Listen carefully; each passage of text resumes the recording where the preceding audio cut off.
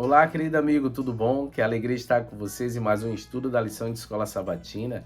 E chegamos aí agora sobre uma temática que eu gosto bastante, a cosmovisão bíblica. Mas antes de irmos para o assunto, quero lembrar vocês de que precisa fazer sua assinatura ou já comprar a lição do próximo trimestre. Semana que vem eu já faço um spoiler aí da lição, porque já está finalizando essa nossa lição. E aí vai vir uma temática, administradores fiéis, à espera do mestre. Provavelmente o título sugere que vai ser sobre mordomia. E aí a gente vai estudar um pouquinho já, fazer a introdução para vocês, para quando chegar a nova lição a partir de janeiro, estudemos juntos, tá certo? Sobre a cosmovisão bíblica, olha que interessante o que vem aí como o nosso verso para memorizar, que diz: o mesmo Deus da paz os santifique tudo, e que o espírito, alma e o corpo de vocês sejam conservados íntegros e irrepreensíveis na vida do nosso Senhor Jesus Cristo. O texto está em 1 Tessalonicenses 5:23. Então, olha que interessante.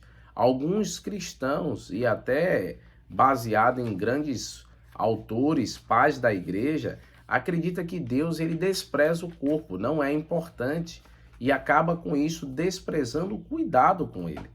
Por exemplo, essa semana a gente vai estudar que o nosso corpo é templo do Espírito Santo. A gente vai ver que Jesus ele crescia em estatura e graça, e isso envolve um crescimento não só intelectual e espiritual, mas também físico. E o cuidado para isso é necessário. Nós cremos nas doenças psicossomáticas, que muita gente está com o corpo enfermo porque a mente está enferma.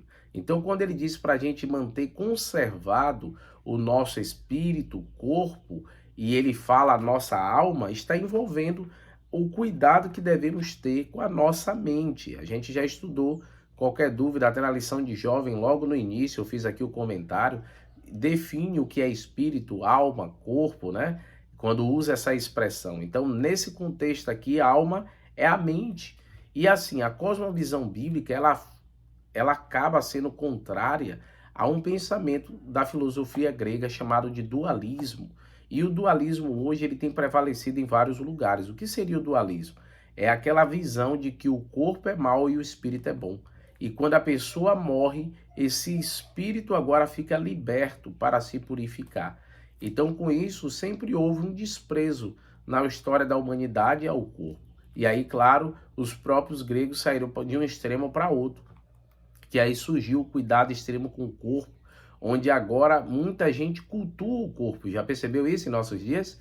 Então, olha como o inimigo confunde tudo. E a gente, como cristão, não precisa cultuar o corpo, mas a gente precisa cuidar do que come, o exercício físico. E aí ficam os 8 remédios da natureza.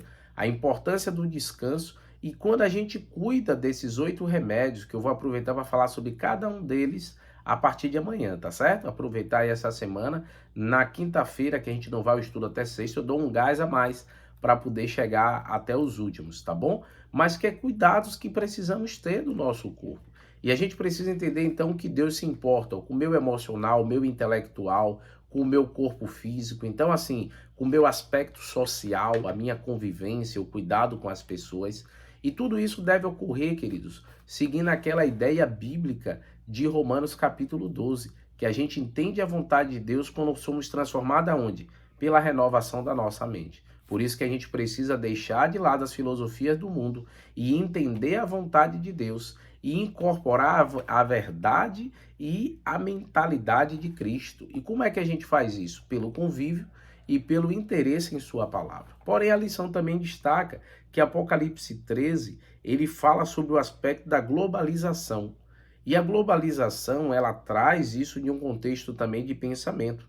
Apocalipse 13:14 destaca a globalização da verdade do evangelho eterno, que precisa ser pregado a todo mundo, mas o 13 fala sobre os erros que também têm se tornado gerais. Então, o 13 sobre erros que está se tornando global e o 14 sobre a verdade de Deus que precisa se tornar. E aí com isso a gente vê que há 2 temas importantes para o tempo do fim, que o inimigo vai bater muito nessa tecla e a gente tem que estar atento para não cair na cilada do inimigo. Quais são eles? Seria a questão da fábula, né, da imortalidade da alma. Então a gente vê que hoje está em tudo, em filmes, novelas, que é a nossa temática do trimestre, e também o aspecto da contrafação do sábado, que é a santidade do domingo. Então são 2 temas que a gente precisa estar atento para o tempo do fim, onde o inimigo tem trabalhado em cima disso, fazer com que a gente, ao não crer na vinda de Jesus e em uma ressurreição, a gente comece a acreditar de um inferno literal, de que a pessoa morre e vai direto para o inferno, para o céu. E como a gente está estudando aqui, que até há uma má compreensão da Bíblia sobre isso. E nesse aspecto do sábado, como o dia do Senhor, ele precisa ser enfatizado em um mundo que despreza leis, cuidados, não só com o corpo, como já falamos, mas também com as verdades de Deus. Então fica atento aí, que a lição dessa semana está maravilhosa e a gente vai estar estudando junto. Deus te abençoe, queridos. Vamos então orar? Querido Deus, ó Pai, abençoe a nossos amigos que estão aqui no canal participando, que tenhamos uma semana abençoada, possamos aprender mais de Ti no nome de Cristo Jesus. Amém, Senhor. Deus te abençoe, querido. Tchau, tchau.